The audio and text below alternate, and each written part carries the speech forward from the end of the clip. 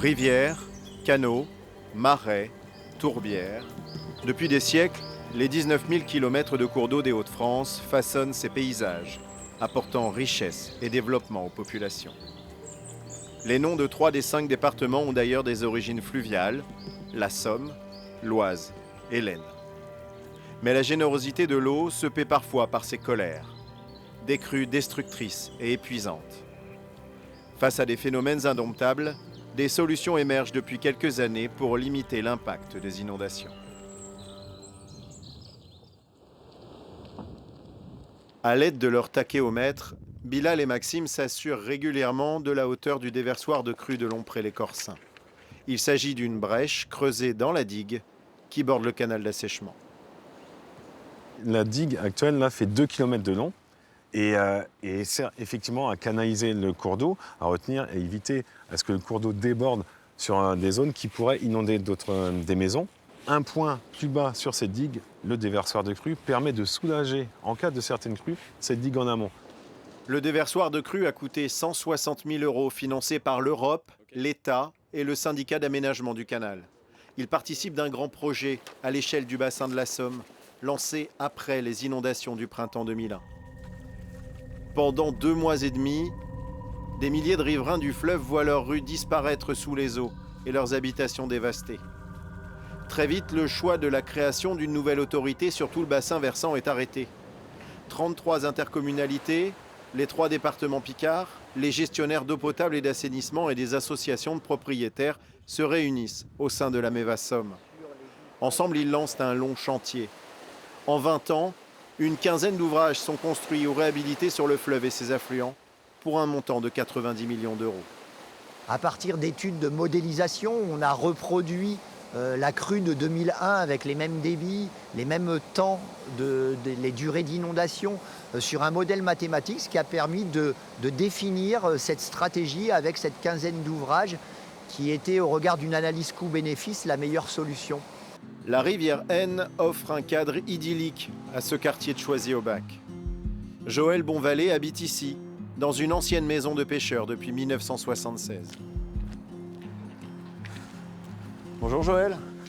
Bonjour. C'est calme ici. C'est calme. La rivière, elle est toujours aussi calme? Non, il y a des fois où ça a bien monté, ça a eu des crues importantes. La crue de 93-94, c'était à peu près ici. Et celle de 95 ici. Le garage était rempli.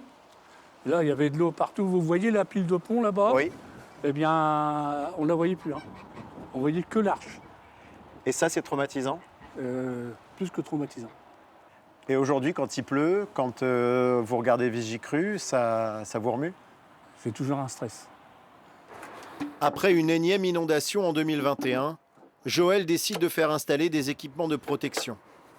Devant les portes de son domicile, au niveau d'une bouche d'aération et devant son garage. Ça, c'est la première. En fait, j'ai 5 lames à mettre. Et ça sert à quoi? Alors, ça sert à limiter l'eau qui puisse rentrer dans le garage. Normalement, il ne doit pas y avoir d'eau qui rentre.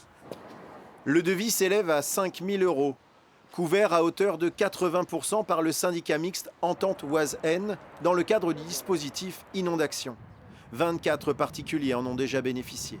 L'Entente Oise-Aisne étend désormais sa stratégie aux entreprises. L'eau, quand elle déborde, elle touche tout le monde, que ce soit la voirie, les logements, également les activités économiques. Et c'est important pour elles de se préparer aux inondations pour pouvoir maintenir leur activité.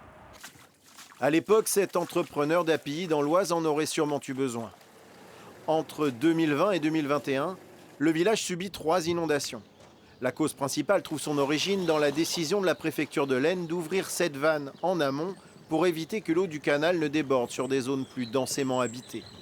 Alors, l'année suivante, pour limiter les montées des eaux, le maire fait curer ce rue, alors totalement obstrué. Le niveau du cours d'eau, il était au niveau de la terre. Voilà. Ce chantier, réalisé par la communauté de communes du pays noyonnais, réclamera 8 mois de délais administratifs. C'est trop de papier, trop d'études, il y a trop d'intermédiaires, ça va pas assez vite. Quand il va falloir refaire un nettoyage de ces rues, je ne sais pas à qui m'adresser, alors je pense qu'il Je vais revoir avec Antantenoise ou je vais revoir avec la sous-préfecture de Compiègne à qui m'adresser. Pourquoi vous ne le faites pas, vous les maires? Il faut avoir les compétences. Ça, c'est un rue. Vous ne pouvez pas nettoyer un rue. Je ne vais pas venir avec notre grue et puis creuser. Pourquoi Je vais finir en prison. Comme Michel Léger, les élus sont souvent désemparés. Alors, qui fait quoi?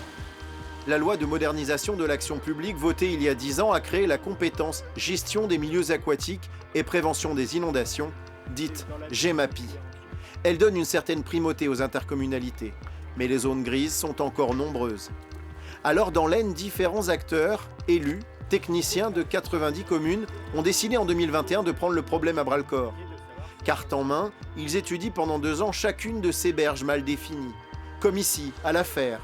Sous ces branchages, un espace à l'abandon, à l'origine d'inondations récurrentes. À l'époque, c'était effectivement un cours d'eau d'après certaines cartes. Et le fait de s'être réunis plusieurs fois avec beaucoup de réunions, on a redéfini dans le détail sur des cartographies qui faisaient quoi et pour se rendre compte malheureusement que ce n'était pas un cours d'eau. Donc ce n'était pas un syndicat qui devait le gérer, mais c'est un fossé, donc une compétence de la communauté d'agglomération. L'attribution de la compétence à la communauté d'agglo permet l'installation rapide de cette vanne, de pompes et bientôt d'un poste de crue. De ce travail collectif naît en septembre 2023 une charte signée par 9 partenaires. Elle formalise les responsabilités de chacun et rend plus efficace la prévention des inondations. Ce couple, souvent critique, reconnaît un changement. C'était quelle crue, les grosses crues que vous avez connues? 93, 95, 2003, 2011. Et puis les petites crues que des fois on remontait tout et que ça rentrait pas. Et au plus grave, ça montait où? Là, à la fenêtre. Jusqu'à la fenêtre. En janvier de cette année, on était à peu près dans les mêmes cotes qu'en 2021, quand il y a eu inondation. Est-ce que vous avez été inondé cette année? Non. Bah non, mais c'est pour ça que j'ai envoyé un mail à monsieur. Enfin, Ouais, les c'était équipes. pas à monsieur, mais à l'équipe, je ne savais pas qui l'envoyait. Donc j'ai envoyé un mail pour remercier, parce que là, franchement, ça a été efficace. Face à la nature, l'humilité est primordiale. Aucun barrage, aucune pompe, aucun repère de crue n'empêchera un cours d'eau de déborder.